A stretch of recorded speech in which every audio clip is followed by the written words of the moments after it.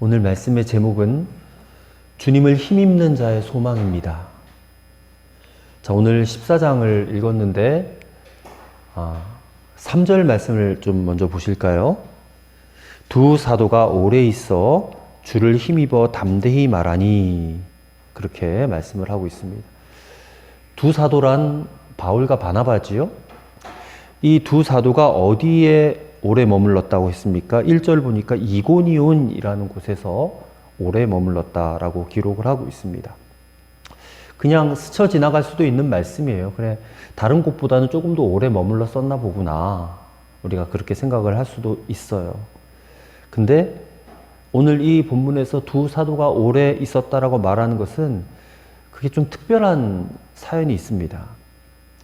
자, 이고니온에서 복음을 전하는데 2절 말씀을 보면 순종하지 아니하는 유대인들이 이방인들의 마음을 선동하여 형제들에게 악감을 품게 하였다.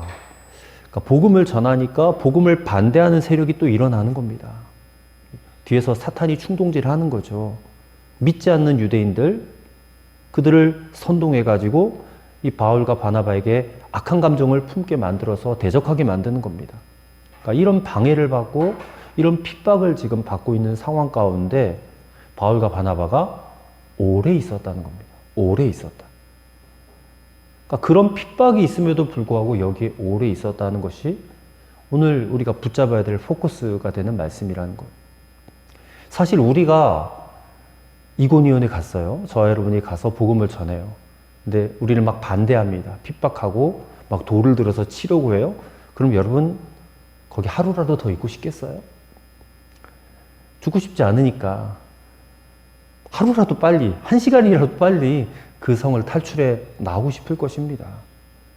뭐 그곳에 있으면 뻔히 해를 당할 게 뻔한데 누가 더 있고 싶었겠어요? 그런데 오늘 바울과 바나바는 거기에 오래 있었다는 겁니다. 왜 그랬을까요? 지금 뭐 감옥에 갇혀 있는 상태도 아니고 얼마든지 충분히 자기 의지에 의해서 떠날 수도 있고 그런 상황인데, 자유가 있는데도 불구하고 그들은 오래 머물러 있었다라는 것입니다. 제가 목회를 하다가 교회를 좀 옮겨봤으면 하는 이제 그런 마음을 품었던 적이 많았습니다. 핍박이 있었기 때문에 그런 건 아니었어요.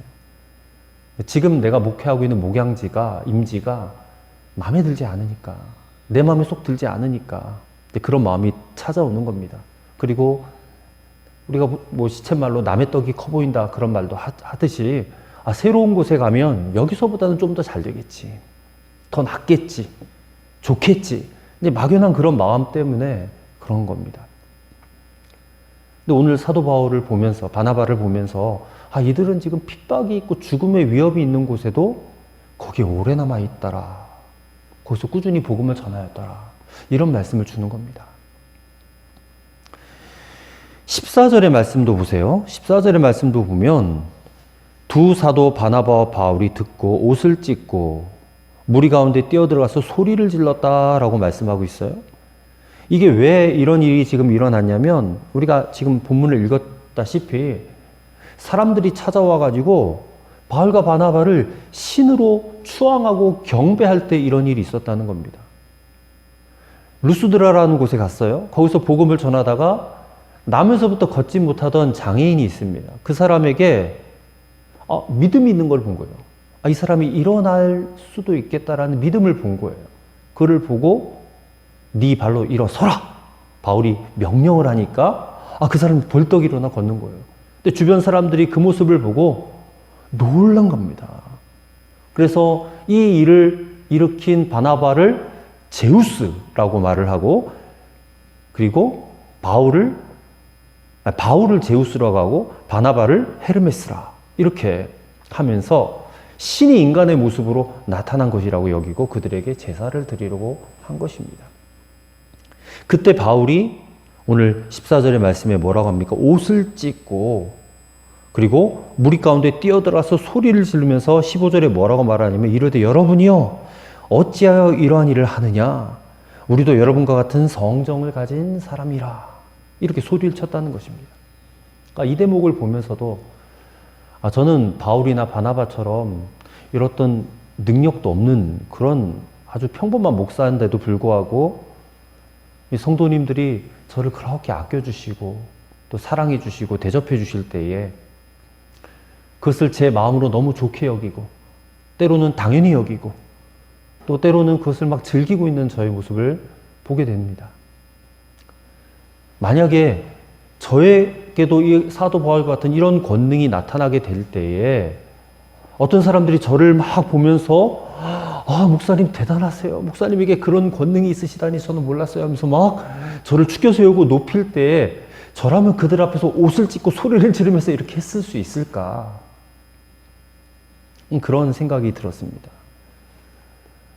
바울과 바나바처럼 이렇게 한 곳에 오래 머무르는 인내가 있고 또 자기가 높임받고 추앙받는 것을 견딜 수 없어하고 그렇게 소리를 지르고 옷을 찢는 이런 겸손함이 저에게는 없는 것 같은 거예요. 근데 바울은 그랬다는 겁니다. 인내했고 겸손했다는 거예요. 도대체 그 비결이 뭔가? 이런 인내와 겸손이 나타날 수 있었던 것은 오늘 본문 3절의 말씀을 보니까 그들이 주를 힘입어 되어진 것이다. 주를 힘입어 되어진 것이다. 바울도 우리와 똑같은 성정을 가졌다고 그랬어요. 우리와 똑같은 인간이라는 겁니다. 오래 참을 수 없어요, 사실. 인간이 어떻게 다 오래 참습니까? 어떻게 그렇게 인내해요? 또 어떻게 인간이 겸손합니까? 인간은 태어날 때부터 교만하게 태어났어요. 태어날 수밖에 없어요. 그런 죄성을 가지고 태어났기 때문에 우린 절대 인내하지 못하고 우린 절대 겸손하지 못합니다. 바울도 마찬가지였을 거예요. 근데 오늘 성경은 그로 하여금 주님을 힘입었기 때문에 그렇게 할 수 있었다라고 말씀하고 계시는 겁니다. 그래서 오늘 말씀을 보면서 나처럼 부끄러운 사람도 주님을 힘입을 수 있는 그런 소망이 있구나. 그런 것을 깨달은 거예요. 내게도 길이 있구나. 내가 어떠하느냐라는 것은 별로 중요한 게 아니구나. 이건 주님께 달려있는 거구나. 주님을 힘입으면 나도 이렇게 될 수 있는 거구나. 바울의 능력이 주님을 힘입었기 때문에 겸손하고 오래 참을 수 있었던 것처럼 우리도 주님을 힘입으면 그렇게 될 수 있구나. 이런 소망을 발견하게 되었습니다.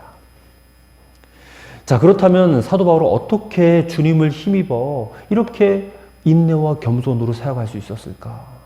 또 우리는 어떻게 주님을 힘입을 수 있을까?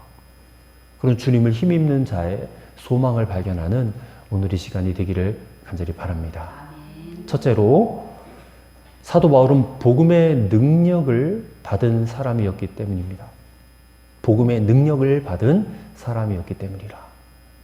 우리가 다 잘 아는 사도 바울의 위대한 고백이 있습니다. 그게 갈라디아서 2장 20절의 고백입니다. 다 아시는 고백이에요. 내가 그리스도와 함께 십자가에 못 박혔나니 그런즉 이제는 내가 산 것이 아니요 그리스도께서 사시는 것이라. 그렇게 고백했습니다. 이게 사도 바울이 받은 복음의 능력입니다. 사도 바울이 받은 복음은 내가 십자가에 예수님과 함께 못 박혀 죽었고 이제는 더 이상 내가 사는 것이 아니라 그리스도가 내 안에 사시는 것이다. 이렇게 주님을 힘입을 수 있었다는 거예요.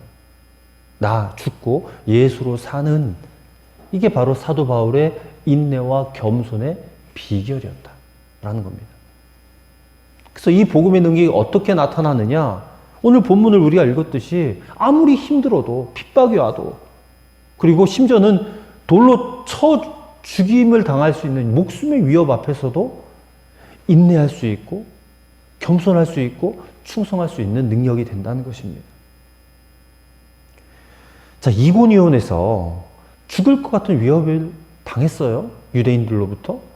근데 그럼에도 불구하고 그들은 움직이지 않았습니다. 주님이 인도하시기 전까지는. 주님이 사인을 주시기까지는 그곳에 계속 머물렀어요.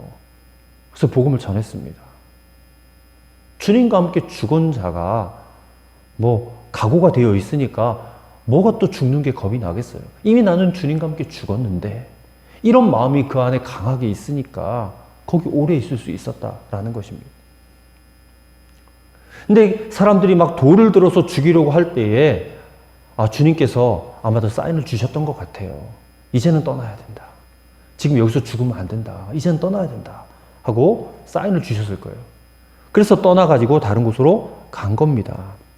이게 이제 6절 말씀에 나와 있죠. 루스드라와 더베 근방으로 떠나갔습니다. 주님이 있으라고 하시면 아무리 내가 죽을 것 같아도 그 자리에 있는 게 제자의 사명이고, 주님이 떠나라고 하시면 아무리 그곳이 보기에 좋아도 있고 싶어도 떠나야 된다는 것이에요. 아까도 잠깐 임지 옮기는 문제에 대해서 말씀을 나눴지만, 목사가 이렇게 임지를 옮겨가는 거, 이게 목사 인생에 굉장히 중요한 부분을 차지합니다. 어쩔 수 없이 임지를 옮겨가야 할 때가 있어요. 교회에 그 목사로 말미암아 문제가 생겼다든지 사고가 생겼다든지 그럴 때 옮겨야 돼요. 아니면 아까도 말씀드렸듯이 더 좋은 조건이 좋은 배경이 좋은 임지가 생겼을 때, 교회 사이즈도 지금보다 좀 더 크고 대우도 좋은 곳일 때 대부분의 목사님들은 아마 마음 흔들릴 겁니다. 저도 흔들릴 거예요. 근데 오늘 본문을 통해서 이 목사가 임지를 옮기는 부분에 대해서 주님의 뜻이 어디 있는가? 이거는 성도들도 마찬가지입니다. 주님의 뜻이 어디 있는가를 저는 보게 되었습니다. 그럼 바로 내가 떠나고 싶다, 내가 옮기고 싶다 하는 마음이 들 때는 아직 아니라는 겁니다. 아직 아니라. 반대로 여기가 좋사오니 하면 그때는 옮겨야 될 때라. 이게 성경적으로도 거의 정확하더라고요. 거의 정확합니다. 제가 광림교회 있을 때도 그랬습니다. 마음이 너무 힘들었어요. 워낙에 크고 목회자들도 많고 그러다 보니까 마음이 힘들 때가 많았어요. 그래서 이제는 정말 떠나고 싶다, 탈출하고 싶다, 그런 마음이 들을 때는 도무지 길이 안 열려요. 도무지 길이 안 열려요. 내가 나가고 싶다 할 때는 길이 안 열립니다. 근데 한 8, 9년 되니까 이제 좀 머물만 하네, 있을만 하네, 익숙하네, 여기서 뭐 10수년 목회해도 되겠다. 그러니까 바로 길이 열려가지고 여기 충주까지 왔어요. 바로 길이 열렸어요. 거의 정확합니다. 복음의 능력을 받아야 됩니다. 사람들이 주목해요. 칭찬할 때가 있습니다. 그럴 때 복음의 능력을 받은 사람은 절대 실족하지 않습니다. 19절의 말씀 보면 루스드라에서 기적을 일으켰을 때 바울을 막 신처럼 제우스다, 헤르메스다 이렇게 하면서 떠받들려고 했던 사람들이 곧바로 바울에게 또 돌을 들고 쳐 죽이려고 했어요. 되게 웃기죠. 좀 전에 신처럼 떠받들던 사람들이 갑자기 그냥 돌변하는 겁니다. 돌로 쳐가지고 거의 막 죽은 줄로 알고 시외로 끌어냈다라고 했잖아요. 오늘 본문 보니까. 그러니까 사람의 마음이 그렇더라고요. 사람의 마음이. 이 사람의 평판이라는 것, 좀 전에는 칭찬했다가 바로 뒤돌아서면 비난하고 정죄하는 게 사람의 마음입니다. 하루아침에도 그냥 10번씩이나 바뀌는 거예요.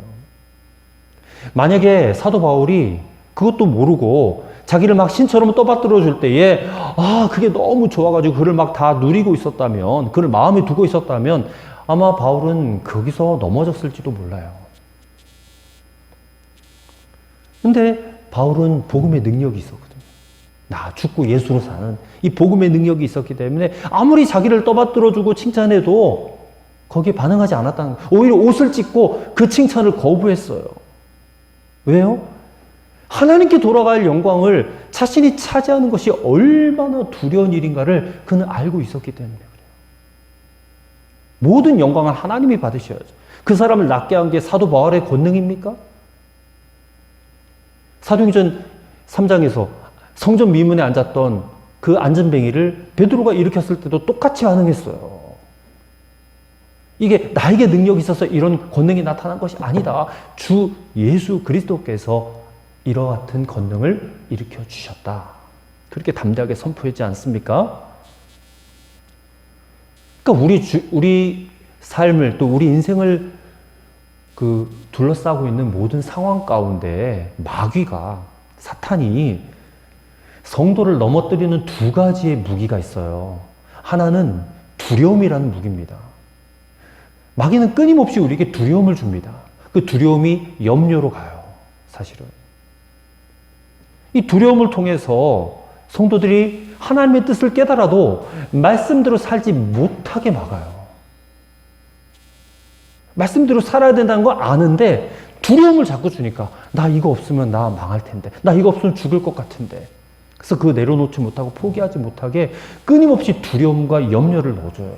근데 그걸로 실패하면 마귀가 어떻게 하는지 아십니까? 두 번째는 성공을 통한 교만을 줍니다. 성공. 잘 되게 하는 거예요. 잘 되게.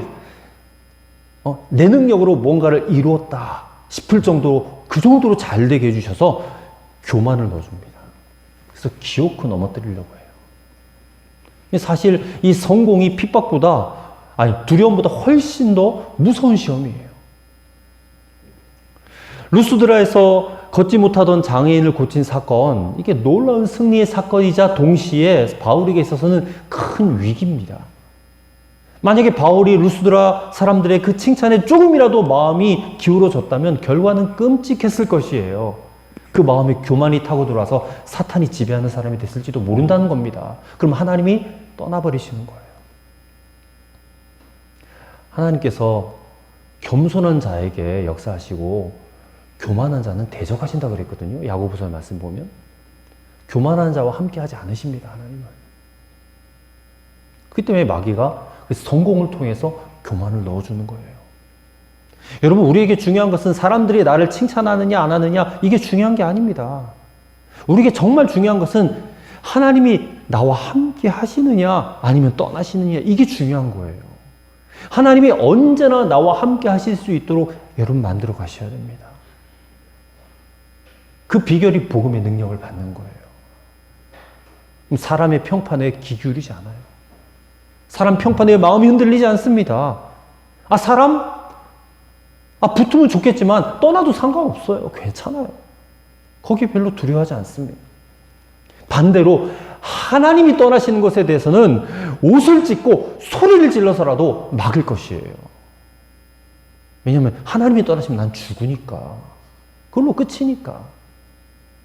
여러분 조심하셔야 됩니다. 여러분 인생에 하나님이 떠나시면 끝입니다.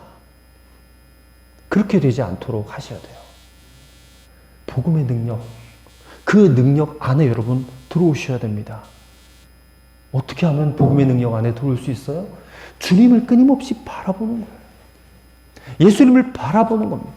눈에 안 보이지만 그분은 지금 나와 함께 계셔. 내 손을 붙잡고 계셔. 내 속에 들어와 계셔. 복음의 능력은 주님을 매 순간마다 바라보는 자에게 임하는 능력입니다. 바울이 주님 바라보는 그 눈이 떼어지지 않았다면 그도 영락없이 넘어졌을 거예요. 우리라고 그게 지나가겠습니까? 우리도 마찬가지죠. 여러분, 우리는 연약한 자예요. 우리는 쉽게 넘어질 수밖에 없는 자예요. 하지만 복음의 능력, 그 능력을 우리가 받으면 우리는 쉽게 넘어지지 않습니다. 우리는 쉽게 떠나가지 않습니다. 성령님은 반드시 우리 안에 역사하세요. 그래서 주님을 힘입어 살게 하실 줄로 믿습니다. 두려운 일을 만나도 흔들리지 않아요. 성공이 와도 교만해지지 않습니다. 이 복음의 능력, 주님을 바라보는 눈이 열려질 때에 여러분들에게 임하게 될 줄로 믿습니다. 두 번째로, 사도 바울이 성령님의 인도하심과 역사하심에 대한 확신을 가졌기 때문에 그래요. 다시 말씀드려요. 사도 바울이 성령님의 인도하심과 역사하심에 대한 확신을 가졌다. 자, 루스드라에서 장애인을 일으켜서 돌에 맞아 거의 죽게 됐을 정도로 끔찍한 일을 당했어요. 안디옥과 이고니온에서 온 유대인들이 사람들을 역시 충동질을 해가지고 바울에게 돌을 던지게 한 겁니다. 얼마나 돌에 많이 맞았는지 바울이 거반 죽은 자가 된 시체처럼 됐을 정도로 되어가지고 19절에 보니까 성 밖에 내던졌다, 그렇게 표현하고 있습니다.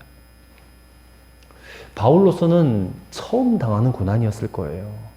이때의 상황을 바울이 고린도후서 1장 8절 9절에 이렇게 언급을 하고 있습니다. 고린도서 1장 8절 9절에 힘이 지나도록 심한 고생을 받아 살 소망까지 끊어지고 우리 마음에 사형 선고를 받은 줄로 알았으니 그날 죽는 줄 알았다. 이런 표현이에요. 근데 기적과 같은 일이 일어나요. 정말 믿어지지 않는 일이 일어나요. 바로 그 다음날 돌에 맞아 거반 시체처럼 되어서 죽은 줄로 알았다니까요. 근데 바로 그 다음날 바울이 벌떡 일어나는 겁니다. 벌떡 일어나가지고 어딜 가냐면 거기서부터 30km 떨어진 더베라는 곳에 가서 거기서 또 복음을 전해요. 20절의 말씀 보세요. 20절의 말씀. 제자들이 둘러섰을 때에 바울이 일어나 그 성에 들어갔다가 이튿날 바나바와 함께 더베로 가서 그렇게 죽도록 돌에 맞았는데도 어떻게 다시 또 전도할 마음이 생기느냐 말이에요. 어떻게 그 다음날 벌떡 일어나서 30km를 걸어갈 수 있느냐. 이 주님이 회복시켜주지 아니하셨으면 있을 수 없는 일이죠. 바울이 기적을 체험한 거예요. 성령님의 역사를 체험한 겁니다. 근데 거기서 끝난 게 아니에요. 다시 얼마 전에 죽임당할 뻔했던 루스드라로 돌아온 겁니다. 돌로 맞아 죽을 뻔했던 그곳으로. 왜 돌아왔느냐? 바울이 이렇게 당한 고난으로 인해서 바울의 전도를 받고 예수 믿게 된 성도들이 있었을 거 아니에요. 그 사람들이 혹시 마음에 시험이 들고 또 흔들릴지도 모르잖아요. 그들의 마음을 다시 세워주기 위해서 루스드라로 돌아온 겁니다. 그래서 와가지고 예수님을 믿는 사람들을 불러다가 믿음에 굳게 서 있으라 권면을 해요. 그리고 하나님 나라에 들어갈 때는 이렇게 환난당하는 일이 있을 거다. 그러면서 그들을 격려했다는 거예요. 22절의 말씀을 보십시오. 제자들의 마음을 굳게 하여 이 믿음에 머물러 있으라 권하고 또 우리가 하나님의 나라에 들어가려면 많은 환난을 겪어야 할 것이라. 돌에 맞을 때에 스데반 집사님을 생각하지 않았겠어요? 저는 그랬을 것 같습니다. 스데반 집사를 죽일 때 바울이 주동자였잖아요. 근데 자기가 돌에 맞으면서 스데반 집사가 떠올랐을 겁니다. 그 돌에 맞으면서 물론 돌에 맞으니까 아프면서도 고통을 당하면서도 또 스데반 집사에게 너무 또 미안해서도 바울은 아마 울었을 거예요. 그래서 그 다음날 또 전도하러 갔을 수도 있을 것 같아요. 아파서 누워있을 자격도 없겠다. 그런 마음이 있었겠지 않겠습니까? 근데 저는 확신합니다. 사도 바울이 이렇게 할 수 있었던 것은 성령님의 인도하심 때문에 그리고 성령님의 역사하심에 대한 확신이 그에게 있었기 때문이었을 것입니다. 전도여행 시작부터 성령님의 역사였잖아요. 우리가 사도행전 13장 2절부터 보면 안디옥 교회에서 바울과 바나바를 파송하잖아요. 그 파송도 사람이 파송한 게 아니에요. 성령님이 파송하라고 하신 거예요. 성령님이 직접 지시하셨잖아요. 그러니까 이 전도여행도 지금 1차 전도여행이거든요. 1차 전도여행. 이 전도여행은 성령님이 인도하신 겁니다. 바울의 계획이 아니에요. 바울의 생각이 아니에요. 그리고 모든 바울의 전도여행 동안 성령님은 계속해서 역사하시고 인도하세요. 역사하시고 인도하시고 역사하시고 인도하시고 말씀을 전해도 성령님이 하게 하시고 기사와 이적도 성령님이 일으키시고 이방인들도 성령님이 마음의 문을 열어주시고 그들이 예수님께 돌아오게 하는 역사를 바울이 놀랍도록 체험하는 것입니다. 마지막 절 27절 28절에 보니까 두 사도가 나중에 안디옥 교회로 자기를 파송한 안디옥 교회로 도로 돌아가서 이 선교 보고를 하는데 뭐라고 보고했는가? 27절을 보십시오. 그들이 이르러 교회를 모아 하나님이 함께 행하신 모든 일과 이방인들에게 믿음의 문을 여신 것을 보고하였다. 자기들이 가서 전도했지만 우리가 한 것이 아니라 성령님이 하신 것이다. 기사와 이적이 나타나는데 그것도 우리가 한 것이 아니라 성령님이 하신 것이다. 이방인의 마음이 문이 열린 것도 우리가 한 것이 아니라 성령님이 다 하셨다. 이렇게 보고를 했다는 거예요. 때문에 사도 바울은 전도 여행 중에 그 어떤 어려움이 닥쳐온다 할지라도 좌절하지 않았습니다. 왜요? 성령님이 반드시 역사하실 것을 믿었기 때문에. 비록 돌에 맞아 거반 죽게 되었을지라도 그 마음에는 확신이 있었어요. 내가 여기서 내 몫은 끝나지 않을 거다. 왜? 성령님이 더 일하셔야 되니까. 그래서 그 확신을 바울은 빌립보서에다가 이렇게 고백했어요. 빌립보서 1장 6절에 너희 속에 착한 일을 시작하신 이가 그리스도 예수의 날까지 이루실 줄을 우리가 확신하노라. 바울의 확신입니다. 우리가 붙잡아야 될 말씀이에요. 그리스도 예수의 날이 이르기까지 당신께서 이루실 거다. 목적한 것을, 계획한 것을 이루실 거다. 그것을 확신하노라. 아멘이시죠? 여러분의 인생, 여러분의 개인 인생을 향한 하나님의 목적과 계획을 이루실 줄로 확신하시기를 바랍니다. 그 여러분이 계획 짜서 되는 것이 아니라 성령님이 이끄시고 인도하시고 역사하시만이 그것이 이루어지는 것이에요. 저도 마찬가지입니다. 제가 여기까지 와가지고 무슨 소망으로 제가 왔겠습니까? 아무도 알지 못하고 낯선 땅이고 지인도 없고 친척도 없고 아무도 없는 이곳에 제가 못하러 왔겠어요. 성령님이 저를 통하여 이루실 일을 확신하기 때문에 여기 온 겁니다. 우리 모두의 이야기가 되어져야 돼요. 이미 주님은 우리 안에서 놀라운 일을 시작하셨습니다. 여러분의 가정에, 여러분의 인생에 주님은 구원의 일을 시작하셨고 그리고 그 일을 능히 이루실 줄로 확신하시기를 바랍니다. 믿지 않는 형제, 자매, 가족들, 자녀들 걱정하지 마세요. 주님께서 그 일을 이루실 것입니다. 확신 가운데 머물러 있어야 돼요. 의심하지 마시고. 바울에게 그 확신이 있었기 때문에 성령님은 그 일을 이루실 수 있었다는 것을 우리가 기억해야 됩니다. 그리고 구원받은 우리는 이제 우리가 죽을 때까지 우리 또한 사명의 길을 걸어가야 돼요. 사명의 길 하면 두려운 마음이 들어요. 그것도 사탄이 주는 거죠.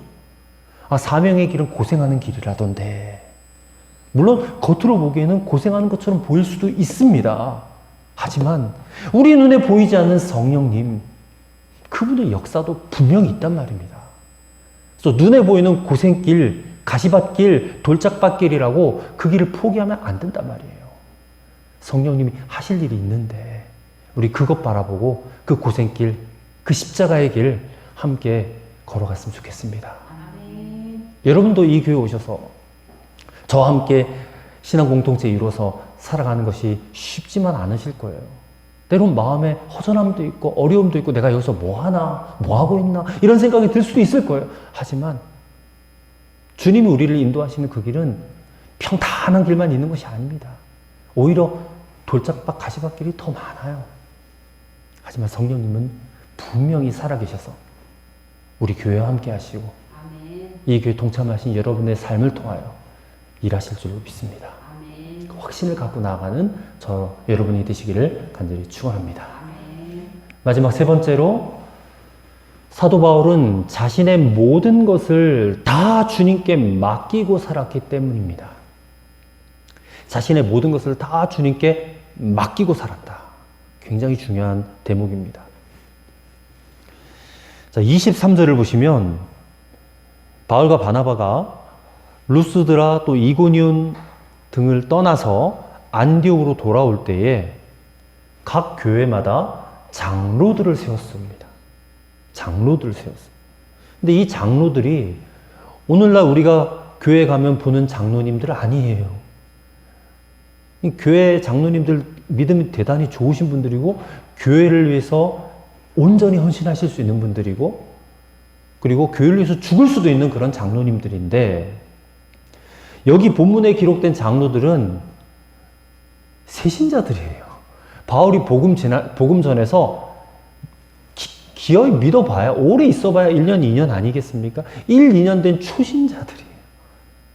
근데 그들 가운데 좀 지도자가 될 법한 사람들을 뽑아가지고 장로로 지금 세우고 자기들 안디옥으로 돌아온 겁니다. 그 장로를 세웠다라는 것은 이제 너희가 교회를 책임져야 된다. 이런 의미거든요. 근데 지금 그 교회가 어떤 교회냐면 유대인들로부터 핍박당하는 교회예요. 잘못하다 돌에 맞아 정말 순교 1순위가 장로 아니겠어요? 그 교회를 책임져야 될 사람이니까 순교 1순위입니다. 아니 성경도 없고 신학교도 없고 도와줄 교회도 없는 상황인데 그들에게 어떻게 교회를 맡기고 떠나와요? 어떻게 보면 참 대책도 없는 사람들 아닙니까? 바울과 바나바가. 근데 이들이 초신자급에 해당하는 이 사람들을 장로로 세워서 지금 핍박당하는 교회를 맡기고 온 것은 중요합니다. 실제로는 주님께 맡긴 겁니다. 주님께 맡긴 겁니다. 자, 23절을 보십시오. 각 교회에서 장로들을 택하여 금식 기도하며 그들이 믿는 주께 그들을 위탁하고. 보세요. 믿은 지 1, 2년밖에 안 된 초신자들, 그들을 장로로 세워서 그들이 뭘 할 수 있겠다라고 생각하지 않았을 것입니다. 그들은 아직 연약한 믿음을 가진 초신자에 불과합니다. 그렇지만 한 가지 분명한 것은 예수님이 그들과 함께 하신다는 건 믿은 거예요. 예수님이 그들과 함께 하시면 된다. 예수님이 정말 마음에 계신 것을 믿고, 그리고 바울이 전했던 복음, 나는 죽고 예수로 사는 이 복음, 그 복음이 분명하다면 예수님은 그들에게 반드시 역사하실 것이다 라는 것을 바울이 믿고 맡긴 거예요. 믿고 맡긴 거예요. 아마도 기도를 했을 때 이렇게 했을 것 같아요. 주님, 지금 이 교회에 전도한 지 1, 2년밖에 안 된 초신자 성도들이 있습니다. 근데 이 교회에 책임질 그런 장로들이 필요합니다. 이제 장로를 세워서 이 교회를 맡기고 저희는 가야 됩니다. 그러나 예수님께서는 이들과 항상 함께 계실 줄로 믿습니다. 그러니 예수님께서 이들을 책임져 주십시오. 예수님께서 이들을 사용해 주십시오. 그렇게 믿고 기도하고 금식 기도하고 그들에게 교회를 맡기고 떠났다는 겁니다. 겉으로는 연약한 초신자 장로로 세워서 교회를 맡긴 것 같지만 실상은 주 예수님께 맡겼다라는 말입니다. 여러분, 이 일에 바울이 무모할 정도로 과감했던 것은 바울 자신도 그렇게 예수님께 맡겨진 사람이었기 때문에 그래요. 보세요. 바울과 바나바가 안디옥 교회에서 파송 받을 때도 교인들이 이렇게 기도해 줬거든요. 그게 26절에 언급이 되어 있어요. 26절 보세요. 거기서 배 타고 안디옥에 이르니 이곳은 두 사도가 이룬 그 일을 위하여 전에 하나님의 은혜에 부탁하던 곳이라. 하나님의 은혜에 바울과 바나바를 맡기는 기도를 드렸거든요. 안디옥 교회 교인들도. 그리고 바울의 이 모든 사역들은 지금 안디옥 교회 교인들의 그 기도를 응답받은 겁니다. 그리고 그 응답을 수시로 체험한 거예요. 설교를 해도 자기가 한 게 아니고, 능력을 행해도 자기가 한 게 아니고, 교회를 세워도 자기가 한 게 아니고, 이방인들에게 복음을 전해도 자기가 한 게 아니라 다 주님이 하셨다. 왜? 주님께 맡겼기 때문에. 맡겼기 때문에. 그래서 바울이 그 교회 사람을, 초신자를 장로로 세우고 예수님이 행하십시오. 예수님이 이루십시오. 그렇게 기도하고 맡겼다는 거예요. 여러분, 사람은 연약합니다. 저도 여러분 보기에 어떻게 보이실지 모르지만 저 강한 사람 아닙니다. 저도 쉽게 좌절하고 낭망하고 낙심하는 사람. 저는 그렇게 연약해도 제가 믿는 주님은, 제가 의지하는 주님은 강하고 능하신 분이시니까 주님께 맡기면 주님 반드시 역사하십니다. 오늘 우리에게 이런 확신이 와야 될 줄로 믿습니다. 여러분, 우리에게 이런 믿음을 달라고 기도해야 될 줄로 믿습니다. 하나님 말씀대로 사는 거 녹록지 않으실 거예요. 하지만 말씀대로 살 수 있도록 여러분 복음의 능력 받으시고, 그리고 성령님께서 여러분들을 인도하시고, 그리고 반드시 여러분 삶을 통하여 역사하신다는 것을 확신하실 수 있기를 바랍니다. 그리고 오늘 루스드라의 이 장로들을 여러분 기억하세요. 모든 것 주님께 맡기고 떠나왔던 바울과 바나바의 그 행한 일들을 고스란히 마음에 받고 루스드라에서 사명 잘 감당했던 이 장로들을 우리가 생각하면서 우리도 그렇게 주님께 모든 것을 맡기고 살아가실 수 있게 되기를 간절히 바랍니다. 저와 여러분의 인생을 통하여, 또 이 충주 빛의 숲 교회를 통하여서 주님은 목적하신 바를, 계획하신 바를 선하게 이루어 가실 줄로 저는 믿습니다. 기도하겠습니다. 하나님, 주님을 힘입는 자의 소망을 우리에게 주옵소서. 주님을 힘입어 살아가는 우리 교회와 성도들 되게 하여 주옵소서. 복음의 능력을 부어 주시고 성령님의 인도와 역사에 대한 확신을 부어 주옵소서. 사명 앞에 걱정하지 말게 하시고 온전히 주님께 다 맡기고 주님이 이루실 것을 믿게 하여 주시옵소서. 예수님 이름으로 기도하옵나이다. 아멘.